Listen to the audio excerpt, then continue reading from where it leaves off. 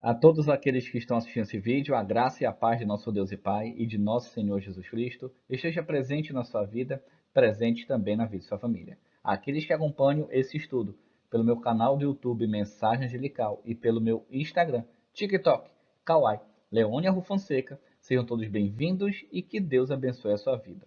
Bom, a pedido de um dos inscritos, estou começando toda quinta-feira um estudo sobre o antitrinitário, tá bom? E o material que eu peguei é esse bem aqui, tá? Que foi enviado pelo meu grande amigo Fábio.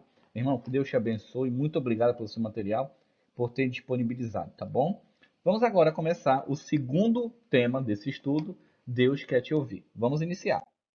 Primeira pergunta. O que os discípulos pediram a Jesus com respeito à oração?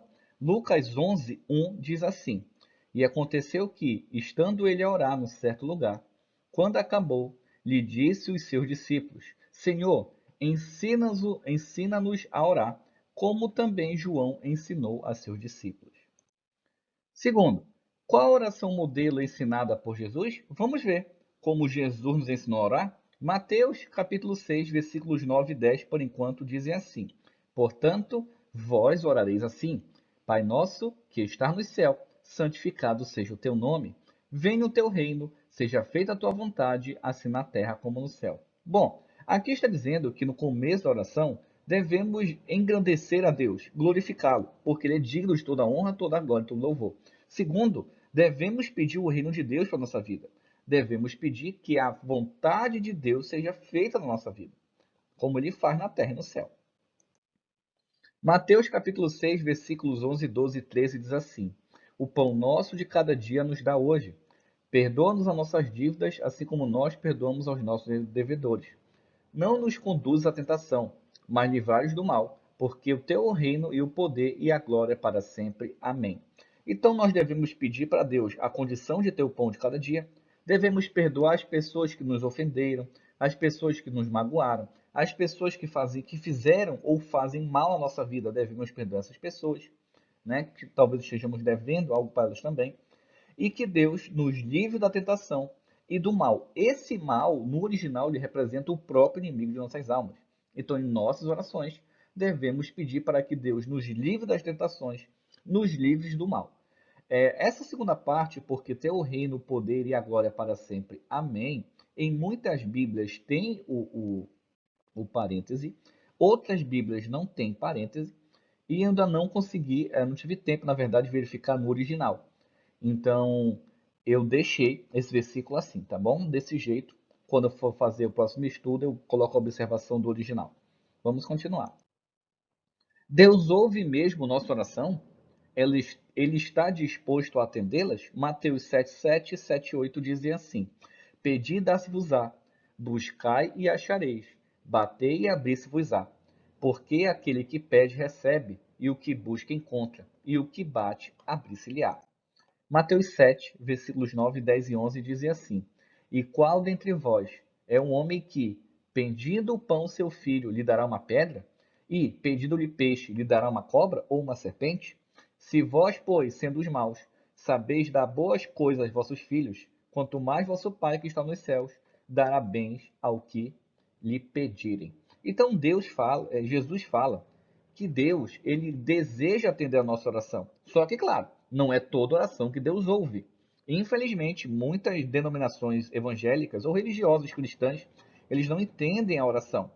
Eu já ouvi, dentro de um coletivo, uma pessoa dizendo que orar para Deus matar outra pessoa. Isso aí Deus não vai fazer. Eu fiquei escandalizado. Falei, pô, se isso é cristão, imagino que não é, né? O ódio, né? Deus ele não impera no ódio, nem no rancor. Vamos para o próximo.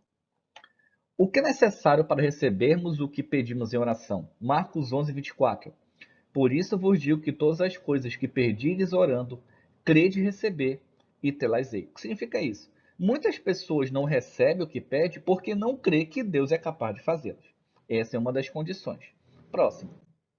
Embora Deus nos ouça, por que ele às vezes não nos atende? O versículo passado é uma demonstração, agora vamos ver mais dois exemplos. Provérbios 14, 12. Há um caminho que ao homem parece direito, mas o fim dele são os caminhos da morte. O que significa isso? Às vezes a pessoa pede para passar em tal lugar, para viajar para tal cidade, para se mudar ou para ter tal profissão. Por que Deus não permite? Porque se Deus permitir, ela vai sair dos caminhos dele. Tudo que pedimos a Deus e vem na nossa vida, e isso nos leva para junto de Deus, foi Deus que nos deu. Mas se nós pedimos algo para Deus e isso me afastou do caminho dele, não foi Deus que ouviu sua oração. Deus não nos abençoa para que saímos para caminhos de morte. Vamos deixar isso aqui bem claro. Tudo que você pede a Deus e isso te aproxima dele, foi Deus que deu. Se você pede uma coisa para Deus e isso te afasta dos caminhos dele, te afasta dele, você a ponto de se desviar, não foi Deus que te deu isso. Sinto muito estar lhe falando. Tiago 4,3. Pedis e não recebeis, porque pedis mal, para o gastardes em vossos deleites. Tem gente que pede as coisas para se exibir, para se achar melhor que os outros. Tem gente que pede para que quer ver o mal na vida da pessoa. Então, existem condições para que Deus não ouça ou condições para que a nossa oração não seja atendida. Vamos continuar. Que outra condição é indispensável para sermos atendidos em nossas orações? 1 João capítulo 5, versículo 14. E esta é a confiança que temos nele.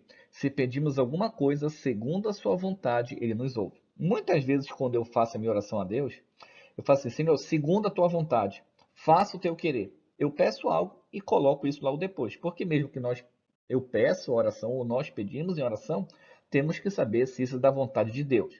Vou dar um exemplo aqui para você. Eu estava uma vez conversando com uma jovem e ela falou que estava triste porque não conseguia passar no curso de medicina. Isso faz muito tempo, faz em torno de 6, 7, 8 anos. E eu perguntei, por quê? Não, mas eu estudo, eu me esforço, eu não consigo passar medicina. Uma vez, nós nos encontramos numa praça, eu tinha encontrado essa jovem, e tinha um rapaz que estava ferido na praça, se cortou, eu não me lembro meio como foi o acidente. Só sei que quando ela viu o sangue, ela ficou pálida. Ela ficou pálida, começou a passar mal, e eu percebi naquela hora. Por isso é que Deus não deixa ela passar em medicina, porque ela tem fobia a sangue, ou ao ferimento, ou o que aconteceu.